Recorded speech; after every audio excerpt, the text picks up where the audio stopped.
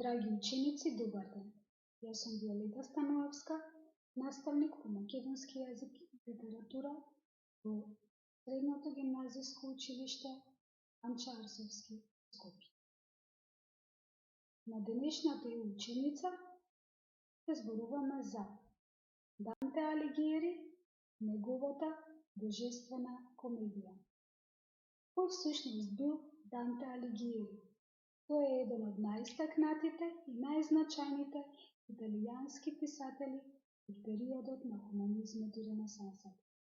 Роден во Фиренца во 1265 година, а потекнува од старо, но осиромашено аристократско семејство.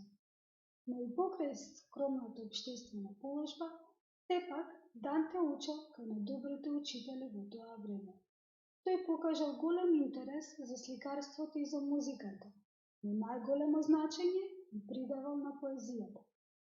Тој ја читал латинската поезија со посебен интерес, а најмногу Вергили, кога го сметал за свој учител. Во тоа време во Фиренца се водела битка помеѓу две политички партии, партијата на гибелините и партијата на гвелфите.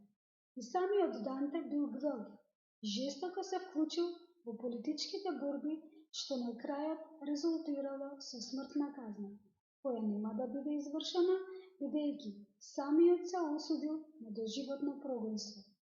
Времето до смртта Данте го поминал селејќи се од еден до друг град, живеејќи во крајна сиромаштија.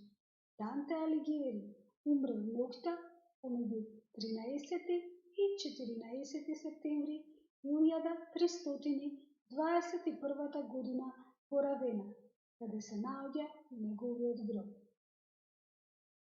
Како поет, Данте Алигиери се формира под влијанието на провансалската трубадурска лирика.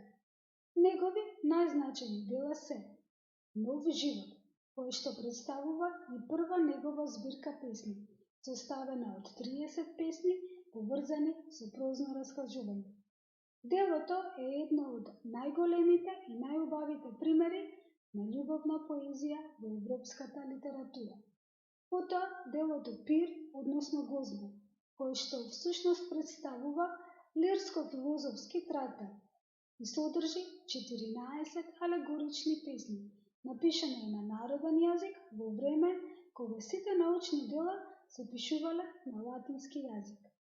За народниот говор е дело во кое што тој ги изнесува идеите на народниот јазик како средство за литературно изразување, а е напишано на латински јазик. На латински јазик е напишано и делото за монархијата, во кое што Данте ги изложил своите политички сваќања.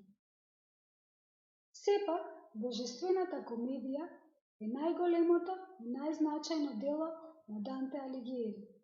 Тоа всушност представува религиозно-филозофски еп. Темата во ова дело е задгробниот живот, односно наградите и казните што ќе ги добие човекот по неговата смрт според заслугите во животот. Додека пак идејата во делото е да ја прикаже состојбата на човечките души по завршениот животен пат и да му укаже на човекот дека најпрвен треба да изврши собствена преродба, а дури потоа да врши преродба на општеството, односно на човештвото. Композицијски божествената комедија се состои од 3 дела: пекол, чистилиште и рај. Секој дел се состои од 33 песни од строфи со по 3 стиха, а заедно со поведната песна сочинуваат вкупно 100 песни. Освен бројот 3, кој игра посебна улога како христијански символ, односно символот на Светото Тројство, Отецот, Синот и Светиот Дух, застапен е и бројот 9 во истата улога. Во сите 3 дела го имаме бројот 9, и тоа 9 круга во пеколот, 9 степени на усовршување во чистилиштето и 9 неба во рајот. Бројот на стихови во сите 3 дела е еднаков и сите завршуваат со зборот звезда. Данте раскажува во прво лице и тој е присутен во делото и се видел со своји очи. Во божествената комедија има многу ликови, и тоа негови современици, важни личности од политичкиот и културниот живот, историски личности, јунаци, уметници, поети, како и митолошки суштества и божества. Сите овие ликови суштествуваат паралелно, без разлика на кое време им припаѓаат и дали се вистински или измислени. Божествената комедија по своите квалитети е комплексна и таа има две значења – буквално и алегорично. Во буквалното значење е представен задгробниот живот, онака како што го замислувал средновековниот човек, додека алегоричното значење има повеќе толкувања, како морално-филозофско, општествено-политичко и биографско. Самиот Данте не сакал да го оддалечи човекот од животот на земјата, но го искористил обликот на визија за задгробниот живот со цел најцелосно да го одрази реалниот живот. Морално-филозофското толкување се забележува уште во воведната песна, каде што Данте раскажува како залутал во средината на својот живот во непроодна шума и каде што патот му го попречиле 3 звера – лав, волчица и пантер, и како со помош на поетот Вергили се упатил кон рајот каде се наоѓала Беатриче. Непроодната шума всушност го означува земскиот живот, кој е полн со заблуди и грешки. Трите звера ги означуваат трите пороци – горделивоста, лакомоста и сладострасноста, кои се пак причина за грешките на луѓето.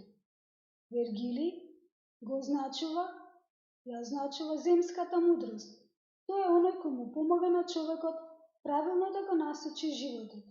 И на крајот Беатриче го означува идеалот за совршенство, кон кој треба да се стреми секој човек. Според општествено-политичкото толкување пак, непроодната шума всушност ја представува анархијата во Италија, додека пак Вергили, кој со својата епска поема Енеида ја прослави Римската империја, е всушност символ на идејата за гибелините за светска монархија. Површински гледано, поемата го опишува измисленото патување на Данте низ пеколот, чистилиштето и рајот. Но, гледано на подлабоко ниво, поемата алегорично го представува патувањето на душата кон Господ. Основната порака на божествената комедија е дека човекот кој се наоѓа во мракот на заблудата, односно на гревот, за да се спаси, најпрвен мора да се соочи со самиот грев, односно со пеколот, потоа да се изчисти од вината, да помине низ чистилиштето и најпосле со чиста душа да се искачи во кралството на блаженството, односно во рајот. Како што може да се забележи, филозофската концепција на Данте е целосно средновековна, исто како и неговото географско сваќање на Вселената, дека Земјата е всушност центар на Вселената, дека на високото небо е небото на најголемото блаженство, а најголемата несреќа се наоѓа во центарот на Земјата, односно во пеколот. Токму во пеколот е содржана најсилната поетска страст на Данте, која истовремено е најблиска до трагичната човечка стварност. Во пеколот доаѓа до израз неговиот моќен поетски глас. Затоа со право можеме да кажеме дека божествената комедија е најистакнатото дело на италијанската литература. Тоа е предвесник на Ренесансата. Тоа беше се за денешниот час на ученица. Ви благодарам на вниманието. До следното видување. До гледање.